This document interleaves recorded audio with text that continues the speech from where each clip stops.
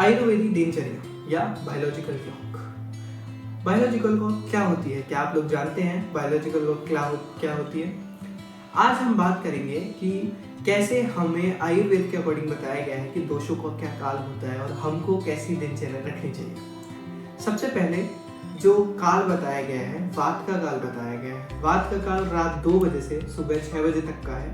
इस काल में बताया गया है कि वायु जो होती है वो पवित्र होती है, वातावरण जो होता है वो शांत होता है और इसी काल में ब्रह्म मुहूर्त का भी टाइम होता है। ब्रह्म मुहूर्त का समय सूर्योदय के 1.5 घंटे पहले का होता है। इस काल में हमको ध्यान, प्रार्थना और पढ़ाई करना चाहिए। यह काल वात का होता है। फिर इसके बाद सुबह 6 बजे से सुबह 10 बजे तक का जो काल आता है वो कफ का काल आता है।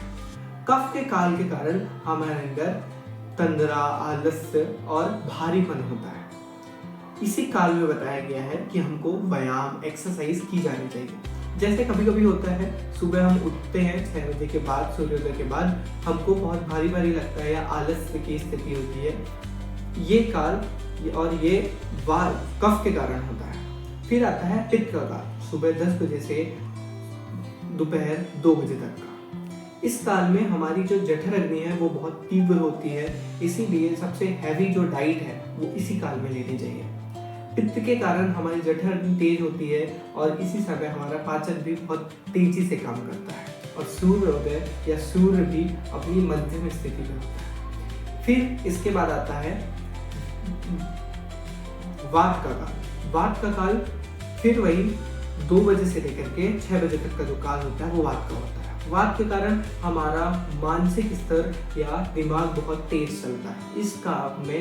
इस काल में हमको दिमाग से या लॉजिकल जो काम है वो काम करने चाहिए। फिर आता है कफ का काल।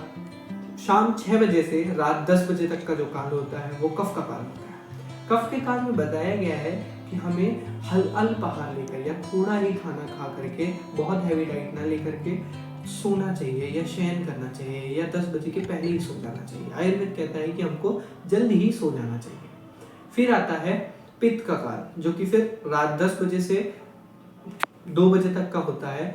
पित्त का काल जो होता है, अब जो ये रात्रि वाला पित्त का काल है, इसमें बताया गया है कि इस काल में ही हमारी बॉडी डिटॉक्स करती है या लीवर डिटॉक्स करता है और रिपेयरिंग जो होती है वो इसी काल में होती है। इस काल में हमको सो जाना चाहिए। अगर हम इस काल में जगते रहते हैं तो डिटॉक्स या सफाई उतने अच्छे तरीके